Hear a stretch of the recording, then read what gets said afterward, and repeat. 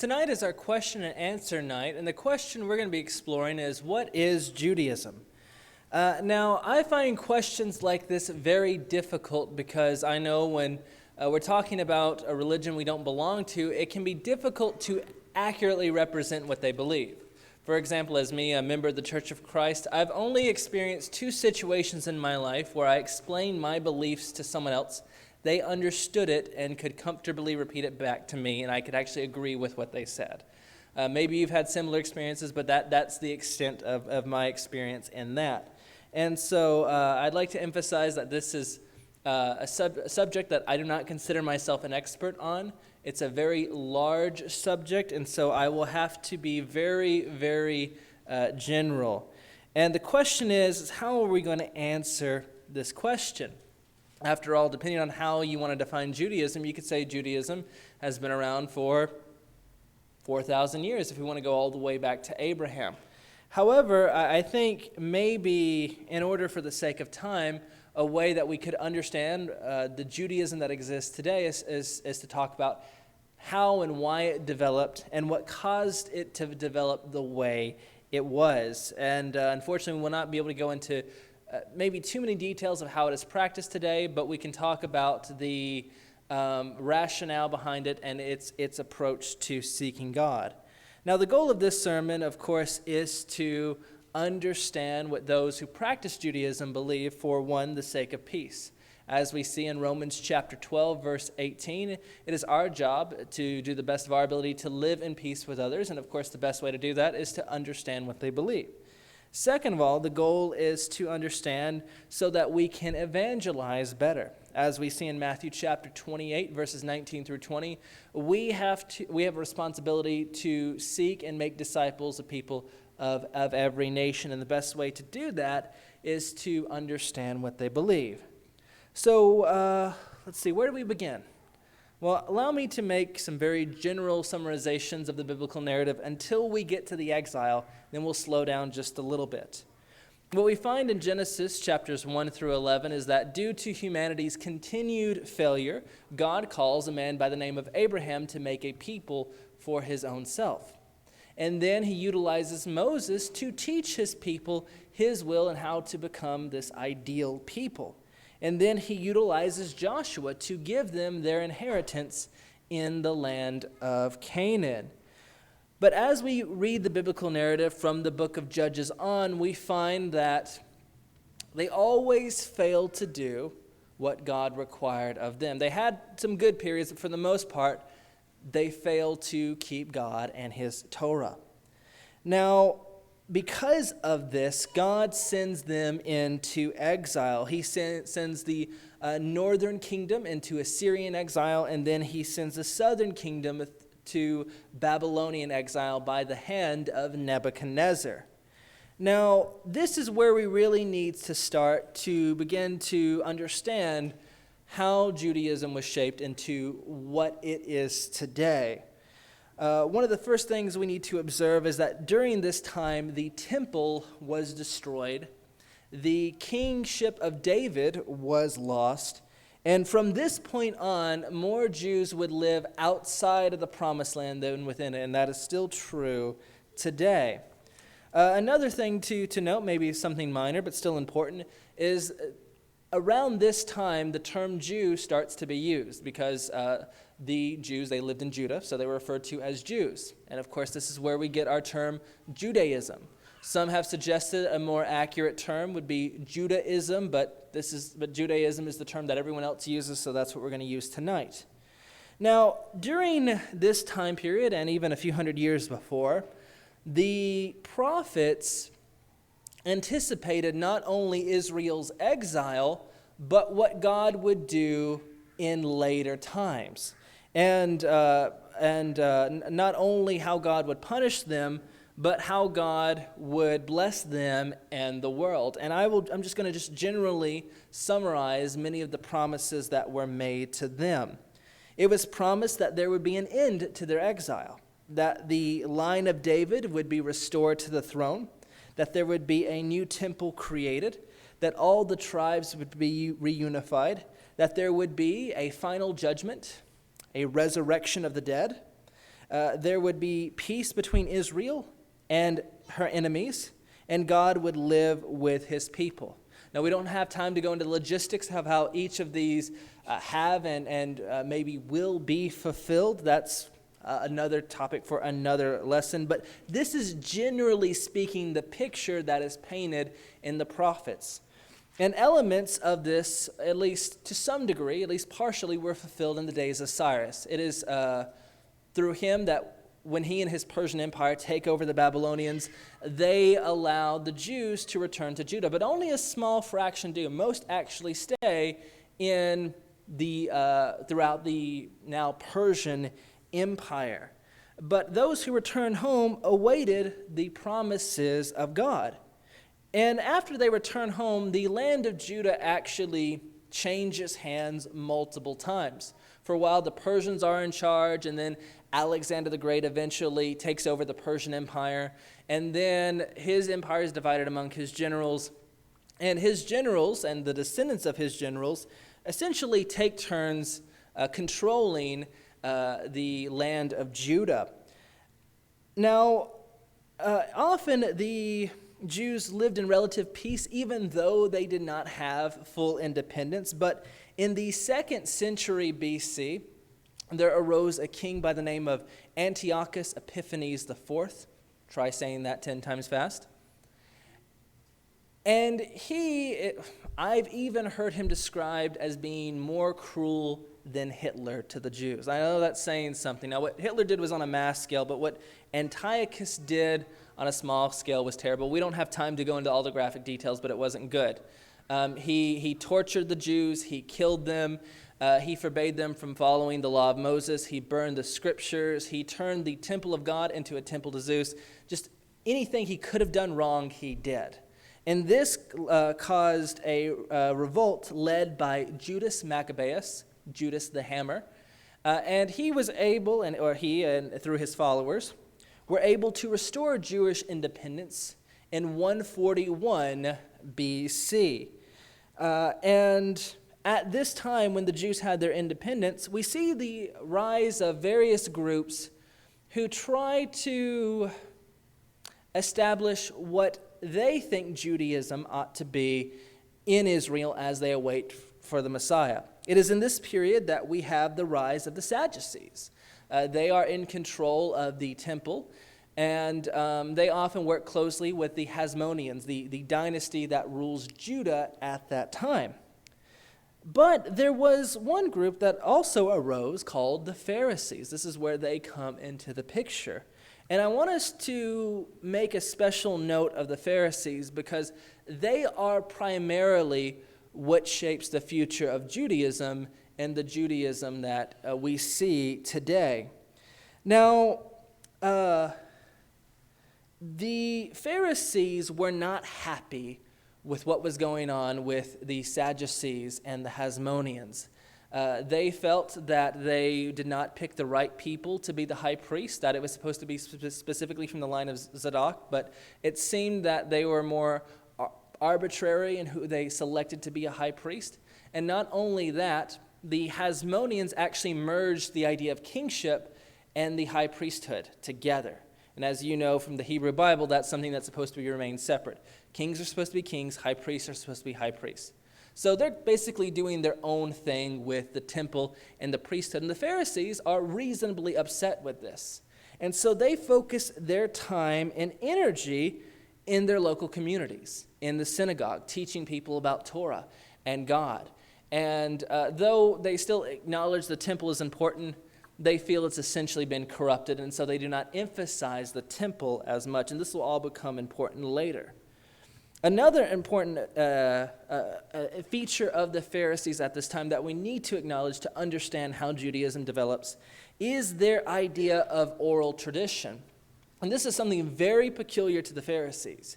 They believed that not only did Moses give Israel a written Torah, the 5 books of Moses, but also an oral Torah, an oral tradition that was separate. We should note that Not even the Sadducees, the future Jewish revolutionaries, and not even the Essenes acknowledged this idea. But for whatever reason, the Pharisees did. And as we see when we get to the New Testament, Jesus also rejects this idea. But what was the goal of the Pharisees? Well, according to N.T. Wright, they felt that their mission was to get Israel ready for the coming of the Messiah. And not only did they feel that it was their responsibility to get Israel ready for all these promises that God had made through the prophets, but they felt that if they could get Israel to follow the Torah the way they were supposed to, they could actually usher in the Messianic age. And in fact, this idea is not completely foreign to Judaism today. I was listening online to a rabbi by the name of Rabbi Laufer, and he essentially said this. He says, if we can just get things right, we can bring about the Messiah. And when he said we, I don't know if he meant we the Jewish people or we the world, but this idea does not seem to be foreign even today. And this seems to have been the thinking of the Pharisees. So their idea is, let's just get the Jews as righteous as they need to be. The Messiah will come, and all these good things will come with it. And as time goes on, there are various figures who claim to be the Messiah. There's a man by the name of Theudas in the 1st century who claimed to be able to split the Jordan so that he could walk across. There was no proof that actually happened, but he claimed that he could. There was also a man simply known as the Egyptian in the writings of Josephus in the book of Acts. He claims that he had the power to pull down the walls of Jerusalem just by his words alone. He didn't do that, but he claimed that he could. And then, of course, there is this uneducated carpenter who is able to do all these miraculous abilities and teach these powerful things. And, of course, we as the Church of Christ obviously believe that this Jesus of Nazareth was the Messiah, the person that had been predicted by the prophets, and the one who would fulfill the promises of God. But how did the Pharisees think of Jesus? Well, as we know, there were some who did think positively of him, such as Joseph of Arimathea, Nicodemus, and Paul eventually, he got there eventually. But many did not. And it appears that even though likely the Pharisees and Jesus agreed on many things, it was their approach to the Torah and to the idea of the kingdom of God and a few other things where they differed the most. We find in Matthew chapter 15, verses 1 through 9, that one of the major things they disagreed on is this idea of oral tradition. I've elected not to read that passage just for the sake of time. Don't know exactly how long this is going to be. But as we see in Matthew chapter 15, verses 1 through 9, Jesus was unconcerned with their idea of tradition. He did not wash his hands before he ate. I know to us that might kind of disgust us, but it was a ritual thing to them. It wasn't about hygiene. And they were very offended by this. They thought he can't be the Messiah because obviously he's not respecting their oral tradition. And as we see, Jesus criticized them because he saw that they prioritized their tradition over what Moses had actually wrote. And we also find in Matthew chapter 23 that Jesus saw many of them as hypocrites, as those who were superficial in their religion. Now, of course, I don't believe every Pharisee was like that. It seems that Nicodemus and Joseph of Arimathea were sincere, but this does appear to have been a systematic problem in Pharisaism.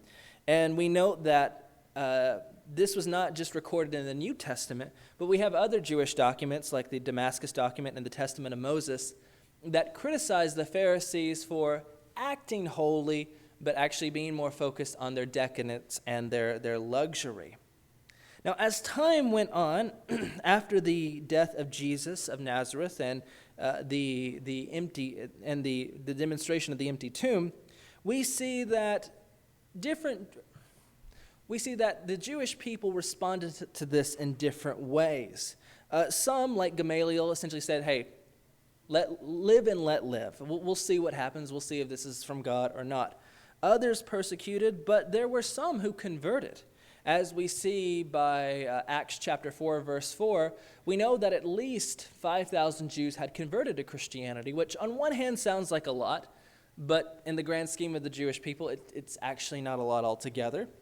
And as we see, the church expanded into Samaria and to the rest of the world. But from the outside looking in, for those who were not practitioners of Judaism or Christianity, it was hard for them to tell the difference. And this is demonstrated very clearly in Acts chapter 15, verse 19, by Felix's comments when he's talking to Agrippa. He says, "Rather they," that is the Jewish leaders, "had certain points of dispute with him," that is Paul, "about their own religion and about a certain Jesus who was dead, but whom Paul asserted to be alive." Now, of course, we who practice Christianity, I'm sure those who practice Judaism, could tell many of the major differences. But from the outside looking in, it seemed overall just a dispute about whether this Jesus was dead or not. But as time went on, Christianity, from the outside perspective, be more easily distinguished. Eventually, the amount of Gentiles that entered into the church dwarfed the amount of Jews that entered into the church. And Jewish Christians began to stop attending synagogues. And of course, eventually the Romans legally noted a religious difference between the Christians and the Jews. But in the first century, many Jews and Gentiles acknowledged Jesus as the Messiah, but many Jews did not. And so the question is, for the Jews that did not accept Jesus, how would this shape their religious thought and what happens next? So let's talk briefly about the destruction of the temple. Though many Jews, like the Pharisees, were not happy with how the temple was run, it was still the center of Judaism. Regardless if you were in Rome or Babylon, the Jewish temple was the center of your world. And due to some terrible Roman mismanagement and to some Jewish revolutionaries, there was revolt that began in 66 AD, which eventually led to the destruction of Jerusalem, to the death of roughly 1 million Jews, and the obliteration of the temple. We might think, well, that's when you lose hope, but not yet. Many Jews still were confident that the Messiah was to come. At least for those who had rejected Jesus, they still felt that the Messianic age was on the verge of beginning. And so there was a man in 130 AD by the name of Simon. And they thought he was, or at least some thought he was the Messiah who could lead this revolt against the Romans. And his revolt was more successful, but it did end in failure. They called him Simon Bar Kokhba, which means son of the star. Now, after that point, there is a question of what Judaism is supposed to be if the Messiah has not come yet, at least from their perspective. And what do you do without a temple? And who is really going to carry the torch of what Judaism is supposed to be? Well, the Sadducees, without the temple, are essentially gone. The Essenes, they seem to have scattered. Thankfully, they left a lot of their texts and scriptures for us in the Dead Sea, which is very convenient. And of course, the Jewish revolutionaries are either scattered or crucified. And that essentially leaves one group to carry the torch, which is the Pharisees. And what was convenient for them is their kind of Judaism acknowledged the temple, but wasn't as centered around it. They were more focused on the Torah, their oral tradition, and the synagogue, something that could be practiced and studied anywhere. And because they were the only homogeneous Jewish group left, even though there were so few of them, they were able to lead the charge and reshape Judaism in the way they thought was most ideal. There are a few other things to consider before what we would think of as rabbinic Judaism is officially solidified. Around 100 BC to 100 AD, many rabbis began developing guidelines for how to follow God's law. You know, if you've read the 5 books of Moses, you know there are some things very clear, there are some things kind of vague. So many rabbis developed guidelines on how to live out certain laws. Like, for example, on the Sabbath, what counts as rest, what counts as work? How do you deal with these complex questions? Well, these guidelines were recorded orally. And in fact, at first, they were forbidden to be written down. But with all the Jews that had been killed by the Romans, and with this other oral tradition becoming more and more complicated, they finally decided to write it down in 200 A.D. And the person who compiled these oral instructions was a man by the name of Judah the Prince. And this corpus became known as the Mishnah. That is a teaching that is written down.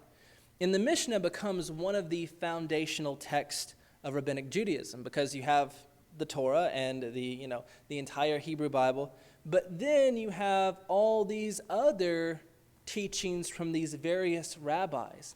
And it's the Mishnah that enables an even larger corpus to be made. That is the Talmud.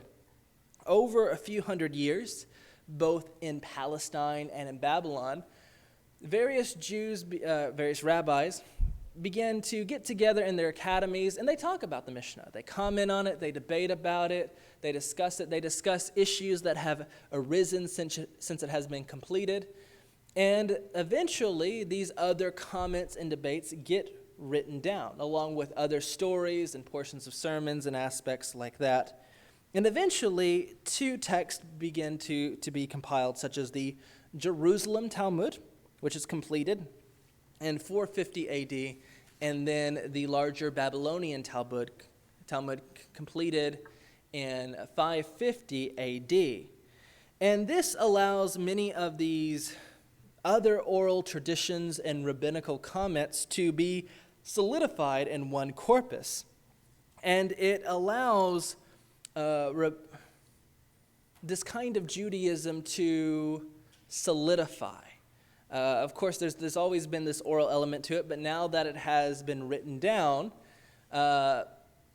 Jews who were seeking a Judaism without Jesus, without the temple, are able to utilize these comments and teachings from the rabbis to assist in what they felt they needed to do to live out the ideal Jewish life and wait for the Messianic age. Now, what does Judaism look like today? That's a really big question, and it really depends on which synagogue you go to and which rabbi you're interacting with.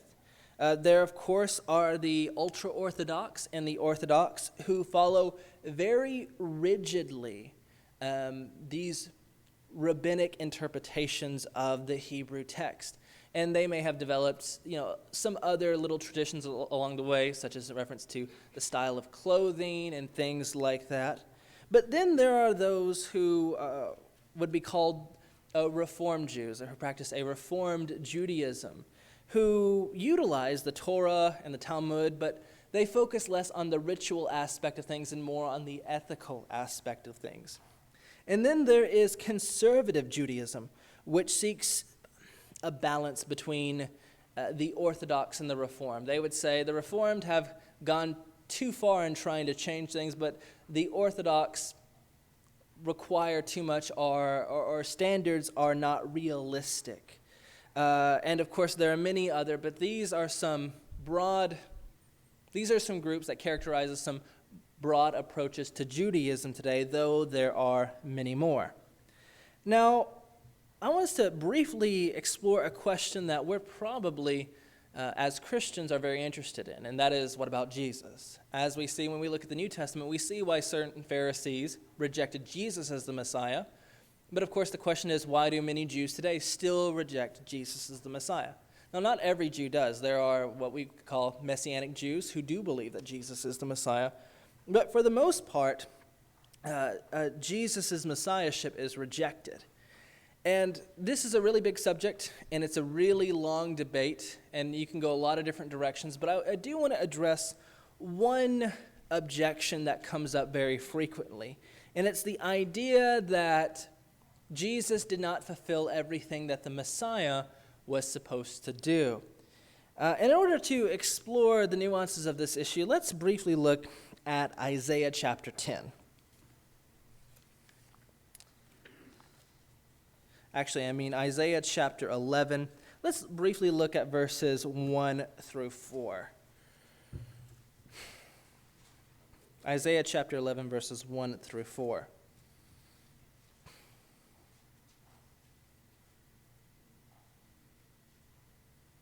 There shall come forth a shoot from the stump of Jesse, and a branch from his roots shall bear fruit. And the Spirit of the Lord shall rest upon him, the Spirit of wisdom and understanding, and the Spirit of counsel and might, the Spirit of knowledge and the fear of the Lord. And his delight shall be in the fear of the Lord. And he shall not judge by what he sees, or decide disputes by what he hears, but with righteousness he shall judge the poor, and decide with equity for the meek of the earth. And he shall strike the earth with the rod of his mouth, and with the breath of his lips he shall kill the wicked. So let's stop right there, and let's briefly think about what we know about Jesus from the New Testament in this passage. Let's consider verse 1. Was Jesus an heir to David? And that's what is emphasized, the idea of Jesse's stump, the house of David. And certainly we know Jesus was from the house of David, and we have genealogies in the New Testament that validate this qualification. And when we consider verse 2, where it says the Spirit of God will dwell, or I should say rest upon him. Did the Spirit of God rest upon Jesus? Well, certainly he did. When we read the Gospels and we read of his baptism, it says that the Spirit came upon him as a dove and rested upon him. But let's look at verse 4. Notice what Isaiah says. It says that he will strike the earth and slay the wicked. The question is, well, has Jesus done that? Well, we would say, well, this is what he's going to do at his second coming. And we know from the teaching of Jesus and his apostles that there are a few loose ends that have to be tied up. There has to be the resurrection of the righteous and the unrighteous. There has to be judgment. There has to be the vindication of the righteous. And of course, we have to be reunited with God and dwell with him. But that's where the rub is, at least for those who practice Judaism today. Because when you look at the Hebrew Bible, there is not a clear distinction between one coming of Jesus and the second. Now, I could be wrong, and if I am, please let me know. But I don't think there's a single passage in the Hebrew Bible that talks about one coming versus the second. In fact, much of it often is described just all in the future, that there's going to be this Messiah, and all these other things are going to happen. There's going to be an end of captivity. The people of God are going to be reunited. There will be a resurrection, and there will be judgment on the earth. There isn't an indication of one coming versus the second. And in fact, this seems to be something that his disciples initially struggled with. Maybe not on this issue per se, but it appears that they had an issue working out this redemptive timeline. When we look at passages like Matthew chapter 24, verse 3, we see that the way they're asking their questions about the destruction of the temple, Jesus' coming, and the end, it appears that they're mixing it all together, or at least under the impression it's supposed to happen all together, where Jesus clarifies some things there's going to be some time apart. And we also note in Acts chapter 1, verses 5 through 6, when Jesus is about to ascend into heaven, the disciples still have some questions about the timeline. They say, well, okay, wait, is this when you restore the kingdom to Israel? They're still trying to figure out what is supposed to happen and when it is supposed to happen.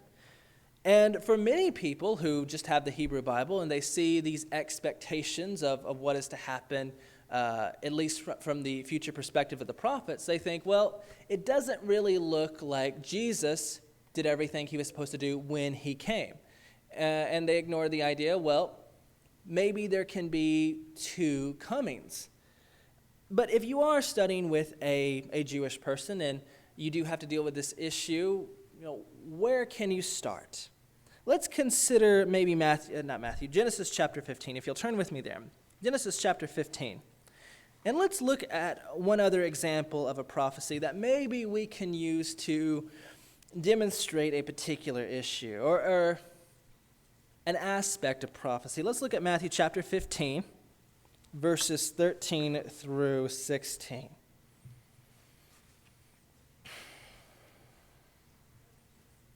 Then the Lord said to Abram, "Know for certain that your offspring will sojourn in a land that is not theirs, and will be servants there, and they will be afflicted for 400 years.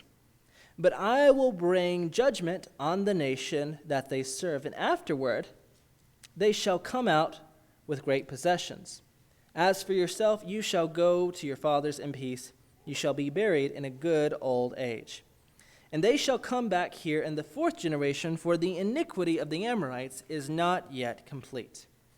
So let's just think about this brief prophecy for a second concerning Abraham's descendants. Now, what is the prophecy about? Well, it's about his descendants living in the land of Egypt. But does the passage say anything about Egypt? No, it doesn't. It says they will be in bondage in a foreign land, but it does not specify the land. Does it describe the kind of bondage? Does it say that they will make the store cities of Pithom and Raamses? Does it say they're going to be making bricks day in and day out? No, it doesn't say anything about that. It just gives a few brief details about the future. But just because God doesn't feel the need to give every single detail about what will happen doesn't mean there could be other aspects to the prophecy. And maybe this is something to consider if we have the privilege to study with a Jewish person and they see this as a major objection. We can ask, is it clear and is it obvious that the Hebrew Bible presents the fullest picture about everything in the picture, or does it give general outlines? Because when we look at many of these general outlines, Jesus has fulfilled nearly everything. Of course, there are still a few loose ends he will tie up at the end.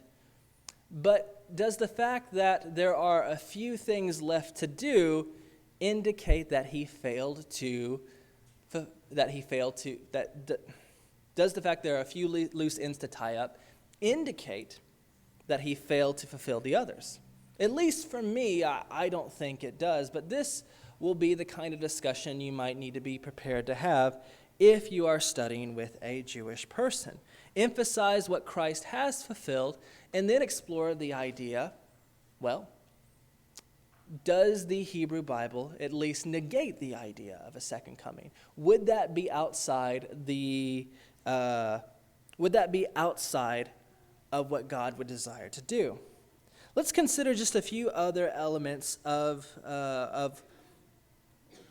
what we would need to keep in mind if we were evangelizing someone who is a practitioner of Judaism.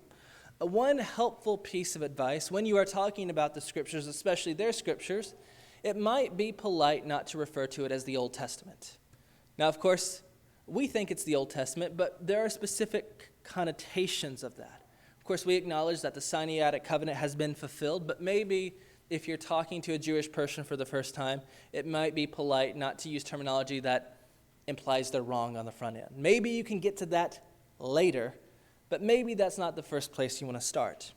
Another thing to consider is that when it comes to evangelism, it becomes more complicated, especially when it comes to Jesus. Of course, the idea of Jesus, especially their religion, is controversial enough as it is. But unfortunately, Jesus and his death has been used as an excuse for anti-Semitism, especially in Europe. Unfortunately, there have been those who are anti-Semites who have essentially described all Jews as the Christ killers, and therefore, they can be justly persecuted. Now, of course, I don't really think you can ever use Christianity, authentic Christianity, as any excuse for anti-Semitism, but unfortunately, many have. And so because of this, there you might have a Jewish friend who sees Jesus associated with anti-Semitism in their mind. So that's something you need to be aware of and pursue wisely. But thankfully, the majority of Jews, at least the ones I've interacted with and seen online, see Christianity in a positive light. Many would prefer to live in a nation full of Gentiles who were Christians, because at least we share the same ethics and values. And it is Maimonides who said that the world knows about God and Torah because of Jesus and Christianity.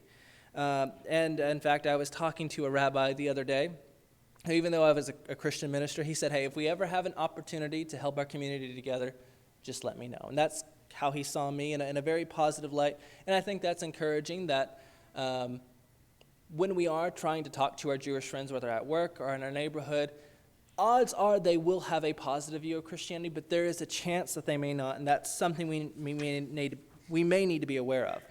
Another thing to consider is the idea of conversion, especially for very dedicated Jewish people, can be very offensive. They don't mind we're Christian. Many prefer us to be Christian.